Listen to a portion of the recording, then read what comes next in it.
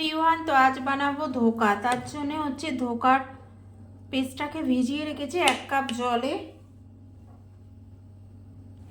তোমাদের দেখিয়ে দিই, এই যে ধোকা পাউডার রেডিমেড কিনে নিয়ে এসেছি। এই ধোকা পাউডারটাকে আমি এখানে 1 কাপ উষ্ণ গরম জলে আমি 15 মিনিট মতো ভিজিয়ে রেখে দিয়েছি।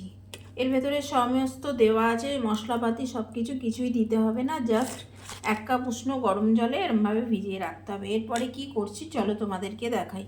তো দেখো, কড়াইয়ের মধ্যে তেল দিয়ে কিন্তু আমি এটা বানিয়ে নিয়েছি, তারপরে লেগে গেছে কড়াই, একটু জল দিয়ে এটাকে পরিষ্কার করছি। আর এইদিকে দেখো, এই যে তোমরা দেখতে পাচ্ছ রোদ পড়েছে, দাঁড়াও। এই যে এটাকে কিন্তু আমি এই থালাটার মধ্যে একটুখানি রিফাইন অয়েল লাগিয়ে নিয়েছি যাতে ওঠাতে সুবিধা হয়। দিয়ে এটা একদম গোল আকারে করে দিয়ে ছুরি দিয়ে পিস পিস করে দেখো বরফির আকারে কিন্তু আমি কেটে দিয়েছি। একটু মানে শক্ত হলে তারপরে তুলবো, নাহলে ভেঙে যাবে। দিয়ে এটাকে তেলে ভাজবো, ভেজে কারি বানাবো। দেখেছো কিভাবে বানালাম?